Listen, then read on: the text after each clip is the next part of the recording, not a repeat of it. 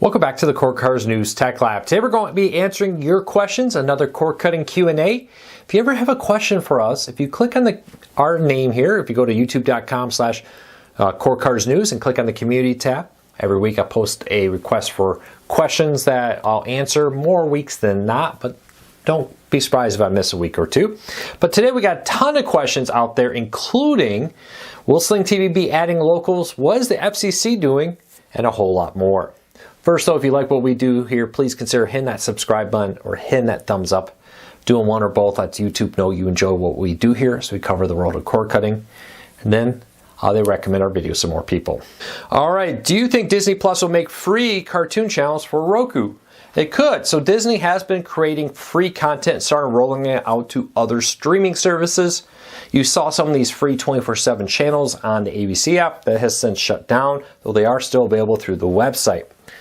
With that though, Disney seems to be slowly dipping their toe into rolling out free content. And because of that, it's interesting to see how successful that will be.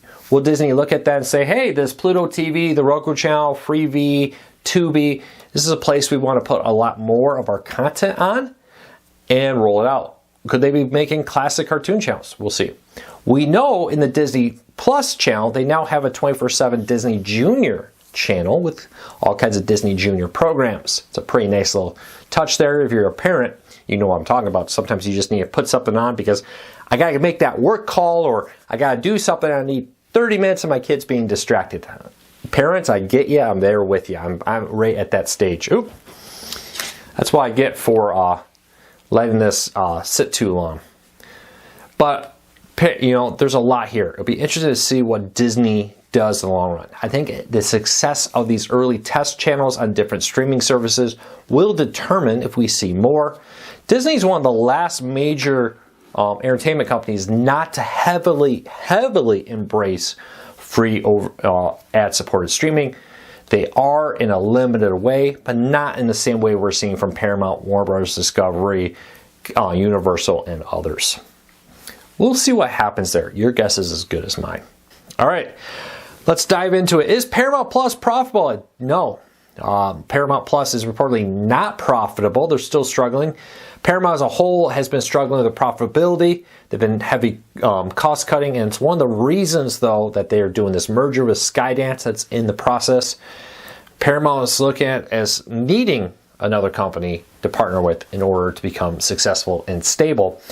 As we think of Paramount as a very large company, and they are a very large company, but in the world of media, they're a pretty small company when you compare them to things like Warner Bros. Discovery, Disney, and other companies on the market.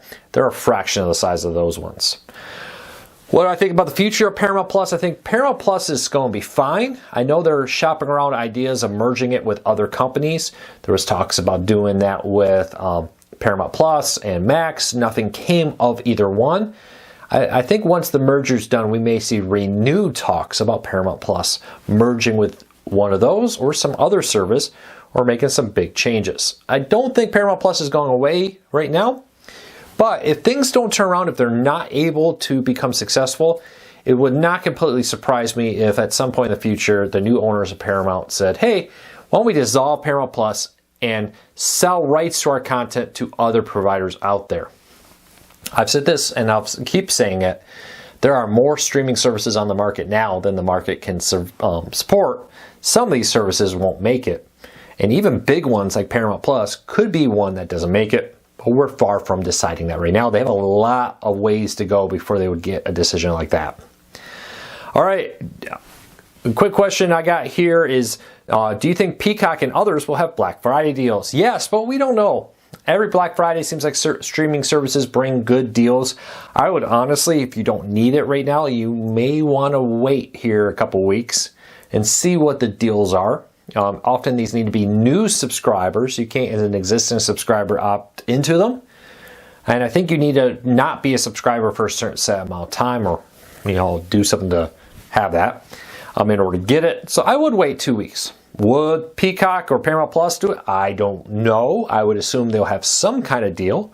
Would it be as good as previous years? What exactly it is?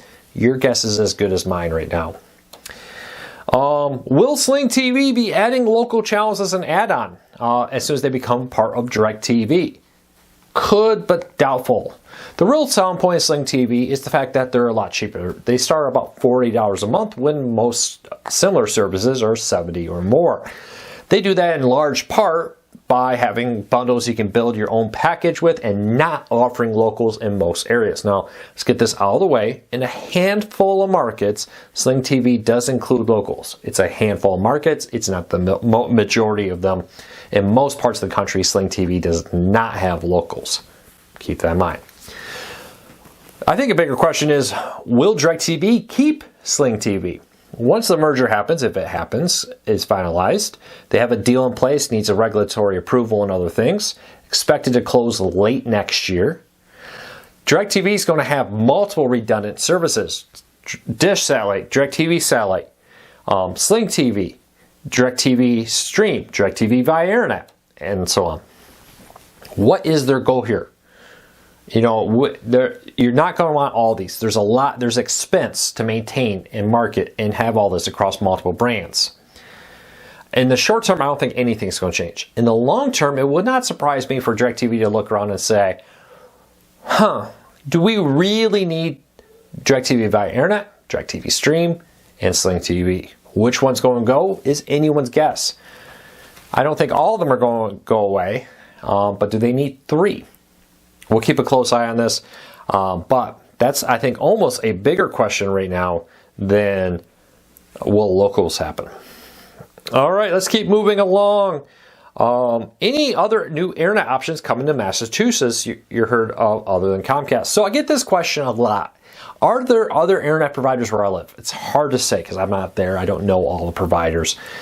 Internet providers are a hyper-local thing. I recommend using neighborhood Facebook pages, Nextdoor, the social media, talking to your neighbors about what they use. A few things to keep in mind. Of course, there's always Starlink. That's pretty much available in most parts of the country. 5G home internet is becoming very widely available through AT&T, Verizon, or T-Mobile. Check into those options. But fiber and internet options for local wired really depends sometimes on the street you live in. I've actually lived in a neighborhood where my street was in one. Few streets down was actually a different provider. That was where the cutoff was across a major road. So just keep that in mind. Talk to your neighbors would be my recommendation. Sadly, if I could tell you, I would. I've yet to find a very good website. There are a few websites that claim to show you what internet providers are. Often I find they don't show all, sadly. Any other options between YouTube TV and DirecTV for live channels? Oh yeah, there's tons. Of course, you got Sling TV, Hulu Plus Live TV, Fubo, Friendly, and more. Check out over at CoreCarsNews.com and our guides for more details. Will MeTV Tunes be appearing in other areas? We have heard that they're continuing to plan to expand their over-there antenna. Now, if they come to your part of New York, I don't know. But they do say they intend to plan to continue to roll it out to new markets as they strike deals. We'll have to keep a close eye on that, but that's all we know. All right, here's what I get a lot. I find it interesting. The only true cord cutters are antenna-only viewers. Why do people who have internet and pay for YouTube TV, Sling, Hulu, and others call themselves cord cutters? Okay, the great thing about cord cutting is flexibility. With Comcast, right, you get 3 or 4 packages. That's it, right? You pick one of these packages, that's all you have. And, you know, if your channel's in or your wants in a high package, tough luck, you have to pay for everything. Cord cutting gives me the ability to do what I want. Internet, of course, I would have internet even if it wasn't for TV. I use it for work. I use it for my security cameras around the house. I use it for all kinds of things. Internet to me is not a cost related to television. I consider that something I would pay for no matter what. Beyond that, it's personal opinion. Some people may want YouTube TV. Some people may not. The thing I think that is excellent about cord cutting is the flexibility. No long-term contracts. Pick what I want. You know, I have kids. Disney Plus is great. I have a 3-year-old. Mickey Mouse Clubhouse is his thing right now. When he's having a bad day, it seemed like last week everybody in my house got sick with that viral cold that's going around in the fall. A little Mickey Mouse Clubhouse, a little Vicks, and a lot of liquids helped that little guy through it. Personal opinion. What works for you is fine. It works for you. Don't try to force what you want on other people. That's the great thing about cord cutting is we all can do what we want. I will say this. There's a surprisingly large amount of content on antennas. I get over 50 channels. I love it. Great HD quality over there signal. I'm watching MeTV Tunes, all the major locals for sports.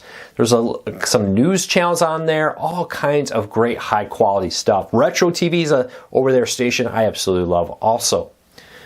But that's for me, and I'm happy about it. Some people actually live in areas, and I did too when I first cut the cord, where no over-the-air signals were available. 90% of Americans will receive over-the-air TV channels. That leaves millions of people who will not get over-the-air channels. So take advantage of what you want. There's other free services. You can go to the Roku channel, Pluto TV, Hulu, and more. 100% free without the need for that. So check that out. Link in the show notes. If you want to ask a question for next week, I'll put it there. Let me grab one more question. But remember, if you have a question you want me to ask, ask me, go to our profile, click on the community tab. I'll put a post there. And I'll try to put a link to it in the pinned comment as soon as I make it. Well, that's it for today. I hope you have a great day. Take care. Be safe. I'll be back again tomorrow with another cord cutting today. Don't forget, if you have a question, leave it on that post. I will appreciate your support.